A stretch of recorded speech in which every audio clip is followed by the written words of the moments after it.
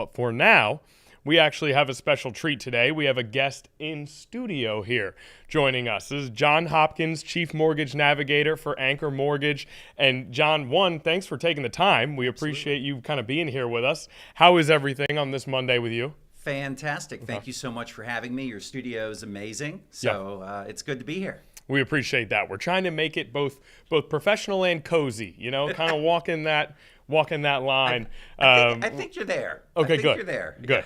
That is the plan. We got the sun shining down on you from our monitor below, so we're glad to have you here. And you're here because President Donald Trump put something out, I believe, last week that I'm sure a lot of people paid attention to, but I would imagine really was kind of a red alert in your line of work, which is the proposal for a 50-year mortgage term for home buyers as opposed to the 30-year standard that we work under now.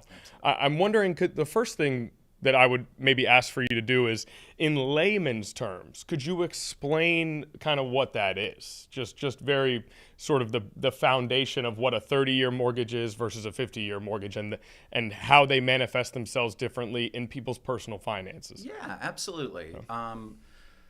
So let's start with the fact that, so it was Saturday night that Trump had shared the 50-year mortgage proposal, and then shortly thereafter, the FHFA director then followed suit and said that was in fact something that they were working on. And when I woke up Sunday morning, I immediately was concerned about the impact to families, but more importantly, I was immediately concerned with the impact to military families. Mm-hmm. And so, in my head, I kind of ran some numbers, but then I started to really run some deep regression analyses and determine that this would not be good for our community. And let's talk about a 30-year mortgage, mm-hmm. right? And let's break that down. So essentially, there is, let's start with, a lot of you have probably heard about a 40-year mortgage, right? Mm-hmm. So if you think there's a 40-year mortgage, what's the big deal with a 50, right? Well, the difference is there are qualified mortgages that are underwritten by Fannie Mae, Freddie Mac, and there are non-qualified mortgages that are underwritten by investors, right? So these are just rich guys that decide, hey, we're going to buy up a bunch of securities that meet these guidelines, and so we're going to create, those.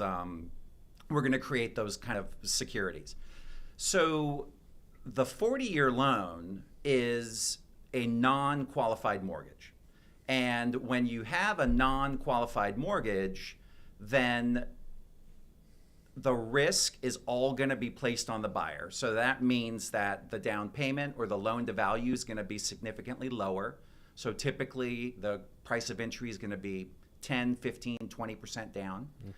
Whereas a standard mortgage is going to be anywhere between 5 and 0% if it's mm-hmm. a VA. And then the interest rate is going to be significantly higher too for a non-qualified mortgage, right? So if you have a 20-year mortgage, that means that in 20 years, that loan will be paid to term and you will fully own that home. If you have a 30-year mortgage, the same holds true, and then 40, 50, and so on. Right. And so the longer the mortgage, the longer it takes for you to have full ownership of the home. And in theory, as interest rates go, the more money you'll ultimately be spending on the home in total. 100%, yes. Okay.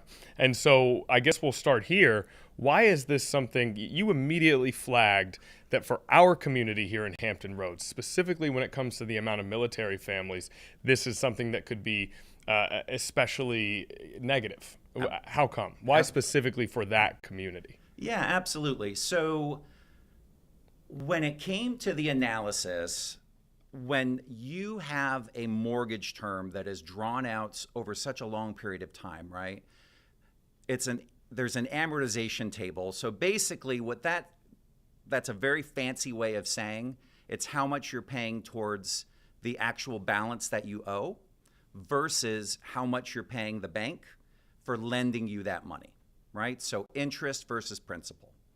And with a standard mortgage, you are going to front load the lion's share of that interest, right? And so then when you take that term and you draw that term out longer, then that means that you are paying virtually 100% interest almost when it comes to those first 3 to 5 years. And so a lot of people are talking about the fact that, well, this is good for people long term. Well, there is some truth to that, right? Because your payment is lower.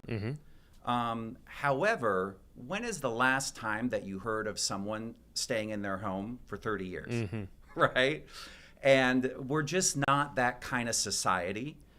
But moreover, in Hampton Roads, people are here not necessarily because they want to be here. They're here because they have to be here. Right. They're here because they have orders to be here. And so what you have is you have a much more transient community, which means that, so the average, I want to say that people keep their mortgage on average for about 10 years. In Hampton Roads, that number is between 3 to 5 years, right? And so what you have is you would have people that would potentially be taking advantage of this lower payment that by all means would probably be anywhere between $200 and $300 a month lower. That is meaningful. However, when they go to PCS, they're going to find that normally they may have had $10,000 or $15,000 in equity. Now they might find that they would have zero, or even worse than that would be they'd be underwater, right? Because what a lot of people don't think about is it actually costs money to sell your home, right? And so typically the seller is going to be the one that is going to cover the commissions for both the buying agent and the selling agent.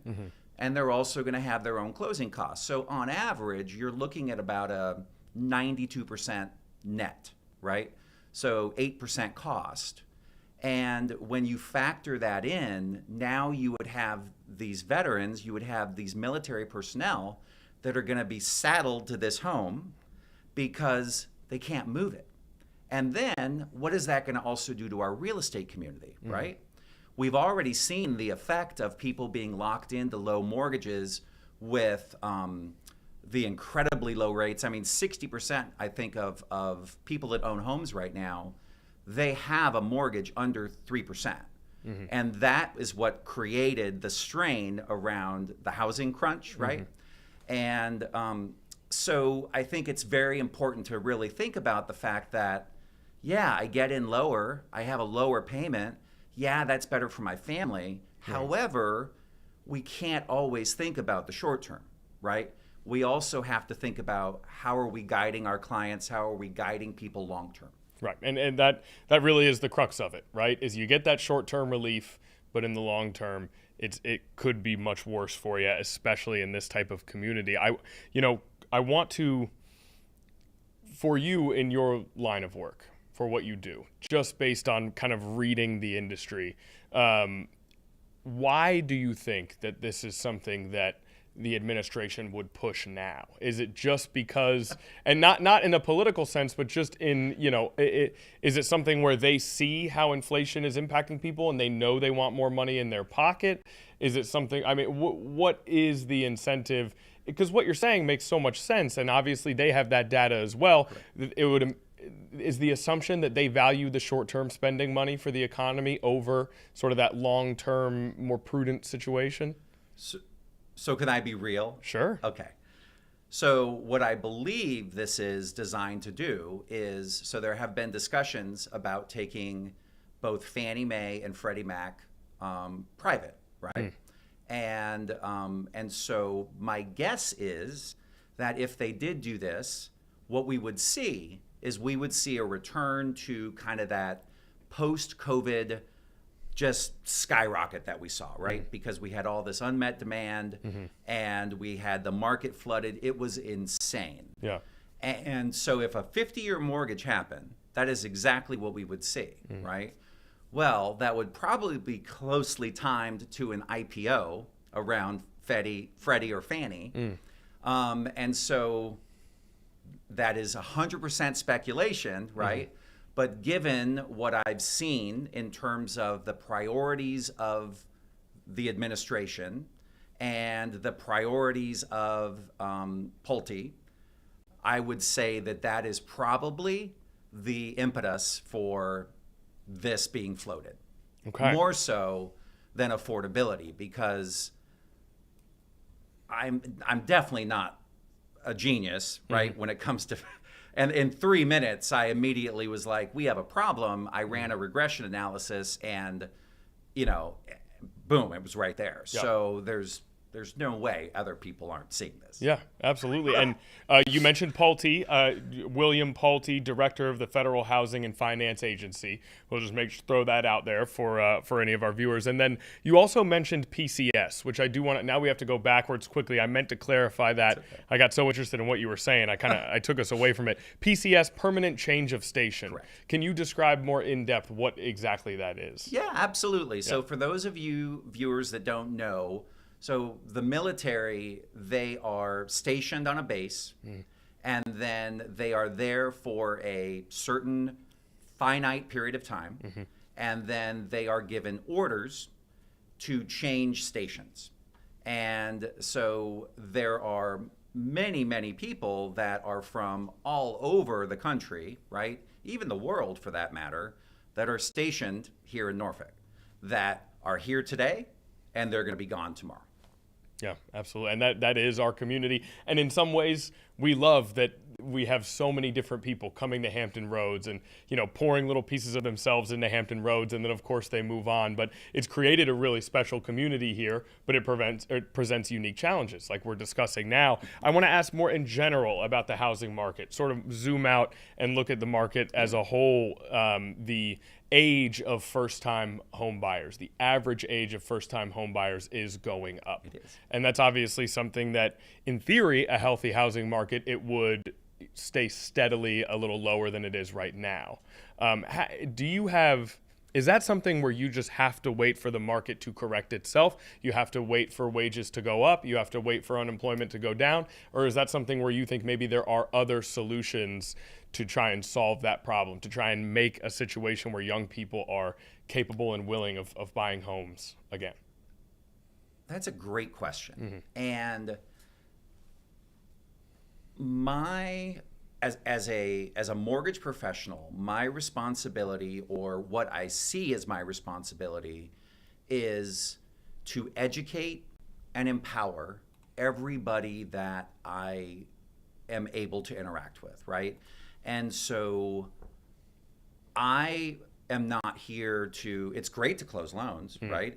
That's how my family gets fed, right? That's how I was able to launch a business. But at the same time, what's more important to me is, am I making an impact? Am I leaving someone in a better position than they were in before they met me, right? And so to that end, I believe that there are a few issues. The first one is that I believe that from an education standpoint, that is probably the fundamental crux of our problem, right? So I think that if we did a better job kind of as a society when it came to educating our young people or providing financial education, then I believe that there would be a much different outlook on housing than there is, right?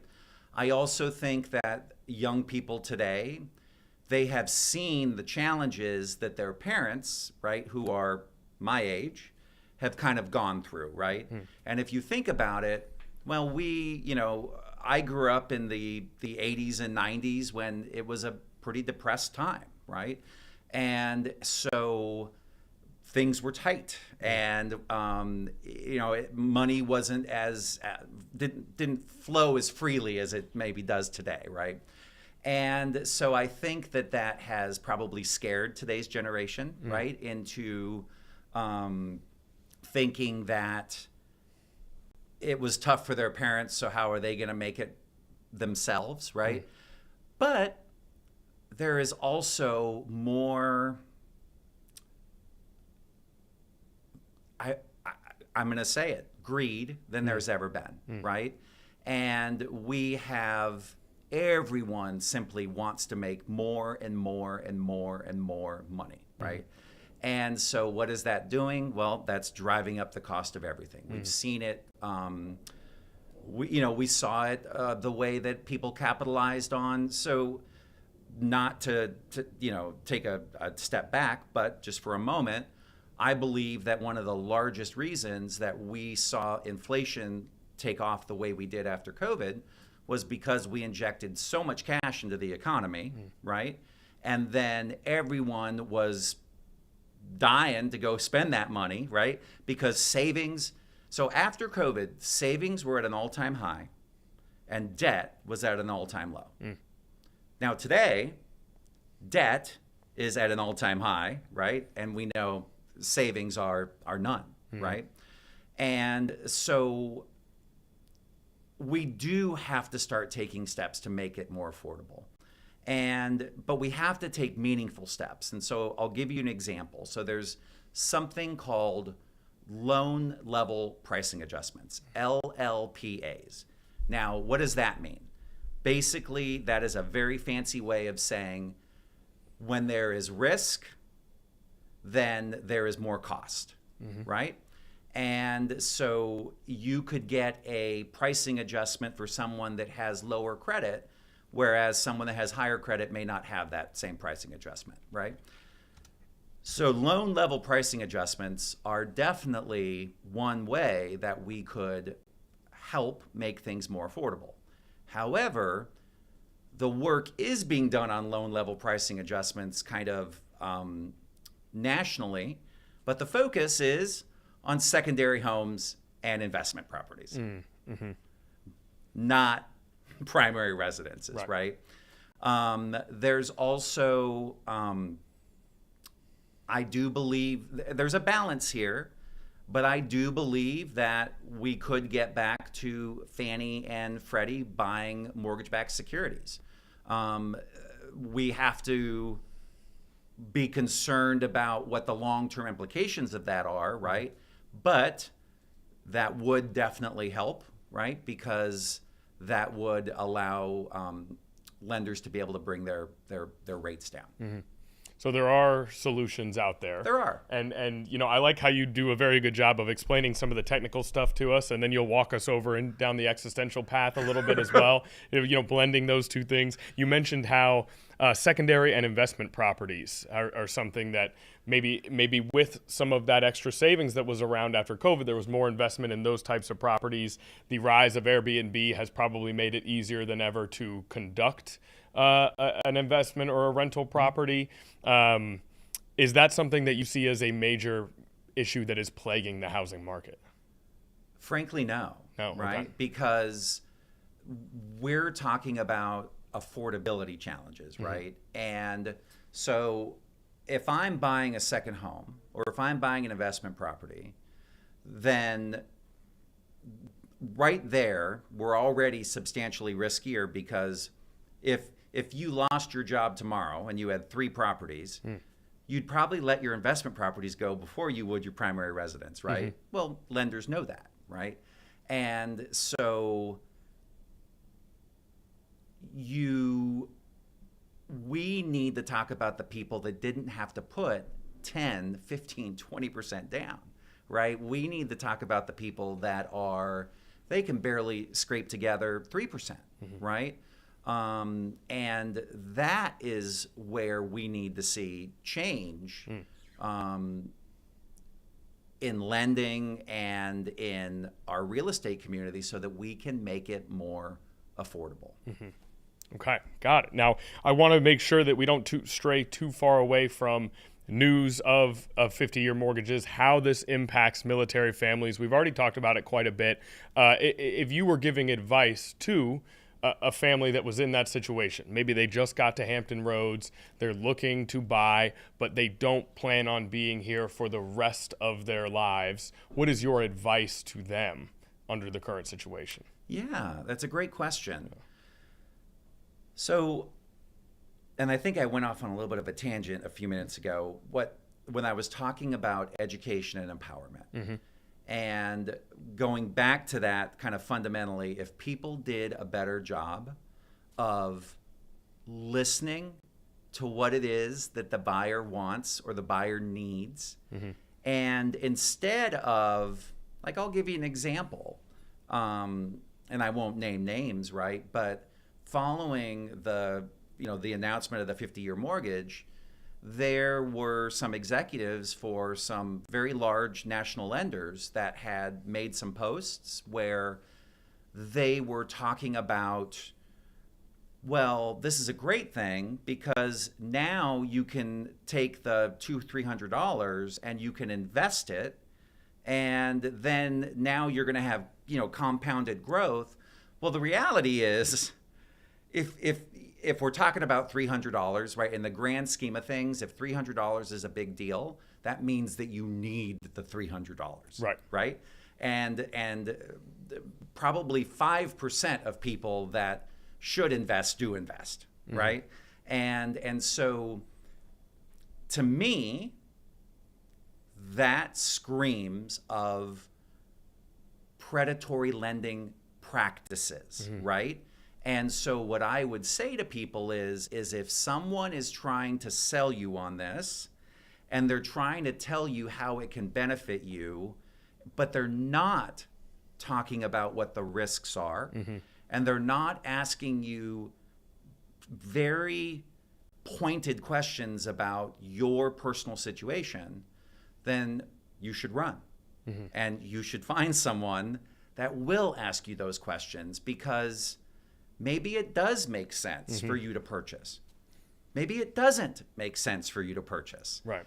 But the only way that you're going to know that is if you speak with a professional and have a honest conversation about what your goals are, and someone can tell you. I mean, I don't make decisions for any of my clients. Like I said, I educate, I empower, and then I step back and I let them make the decision, right? And then I support them, but I'm here to tell them what the pros and the cons are to what they want to do. Right? And if more people did that, then I think we would probably be in a little bit different position. If someone, I would imagine it's fair to say, if someone is telling you that there are no risks at all in a major decision like this, then they're probably not giving you the whole story most of the time. That is correct. So make sure you're always, what is the downside? What are the negatives? Absolutely. What do we need to consider on the other side? Yep. Okay, great advice. Education, empowerment, something that, we'll go off on another tangent here very briefly. You talk about education, and I think you look at it from a standpoint of people in your position providing education, and people on the other side taking that seriously and making sure they learn from that education. Would you go so far as to say that this is something that we need more of at the high school level? Yeah. Goodness, yes, right? Yeah. Because, and I touched on that briefly in the fact that when I kind of talked about fundamentally, like, that's what I mean. Like, fundamentally, I think that so much would be different about our country today and our society today if education was different, and if we did a better job of, instead of having a curriculum that is the same for everybody, really tried to take people and prepare them for what it is to step out into real life. Right. Graduate. You would like for someone to graduate from high school knowing the differences between a 30-year mortgage and a 50-year mortgage and the pluses and minuses that come with each, rather than trying to learn just now that the administration has said that it might become a reality. Correct. So just having that foundation, massively important. And as we've talked about, in trying to improve this housing market, maybe there are some little things that we can start to implement in that regard in terms of improving education of young people as they enter into the housing market. Okay, when it comes to the 50-year mortgage, is there anything else that you would like to express? I feel like we've kind of laid out what it is, how it's different from a 30-year mortgage. I know in some of my research, I saw the 30-year mortgage was instituted by FDR when he was trying to kind of climb out of the financial hole that the country was in during his presidency. Do you have any context around that? I know that you're more the nuts and bolts as opposed to a historian, or at least we haven't brought you on for that purpose. That to me piqued my interest, that in one of our country's most dire financial times, that's when the 30-year mortgage was implemented. Is there any context you can add to that, or is that something that's kind of in the distant past for us? No, so let's be clear. Mm-hmm. I'm not a historian. Right. However, you and me both. However,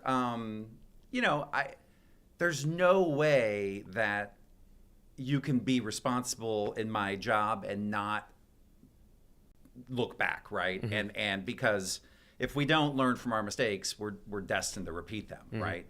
And so I would say that the difference is right now is the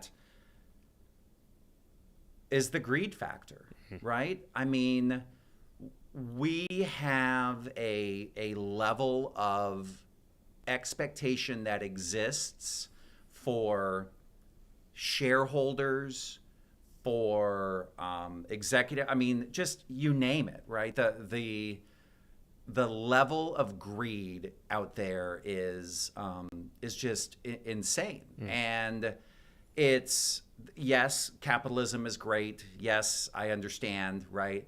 But there's a tipping point to a degree sometimes, right?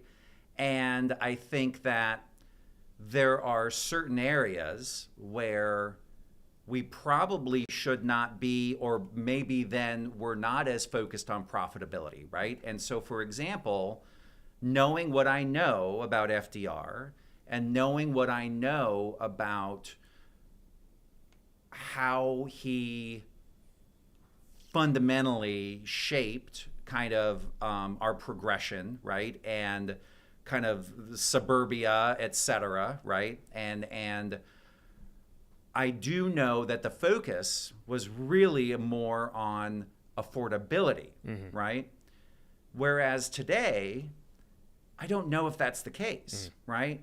Because any time that you have more risk, there's going to be more cost. So you said, is there anything else I want to bring up about the 50-year mortgage? Absolutely. It's also the fact that it's not just going to be a slower payback period. You're also going to have a higher interest rate as well, right? And so I'll give you an example, a little bit of a tangent. So there are plenty of down payment assistance programs that are out there. Some of them are absolutely phenomenal. Many of them I put my clients into, right? But when I do that, I always explain to them the trade-off, right? And because, all right, so you don't want to part with your $10,000 that's in the bank, right? So you'd rather get the down payment assistance. Great. Let me show you the fact that because there's more risk, right, then now you're going to be paying 1.5% higher interest rate, and what that equates to. And whereas what you would save potentially if you did part with that $10,000 in the bank, or if you just decided, you know what, I'm going to save a little bit more and I'm going to put my house hunt on pause just for 6 months, right? Those are the kinds of conversations that need to be had because, again, yes, I want people to get into real estate. It is the number one way to build wealth. However, people also need to do the right thing that applies for them and their family. Yeah, absolutely. Poignant advice from John Hopkins, Chief Mortgage Navigator at Anchor Mortgage. And we can't thank you enough for coming in and spending time with us today. Naya, I want to make sure I throw it to you. Do you have any questions for John before we let him get out of here?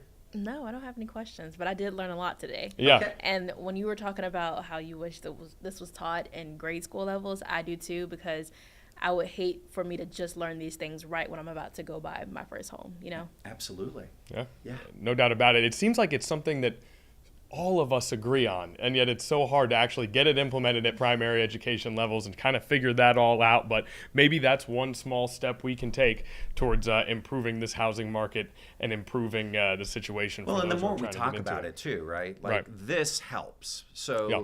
the more that we engage in that conversation, and the more that we explain some of these complex ideas in very simple terms, if we just keep doing that more and more and more and more, Right. then we'll slowly make a change. And it can be intimidating, but it doesn't have to be, Correct. right? It can be something that is broken down.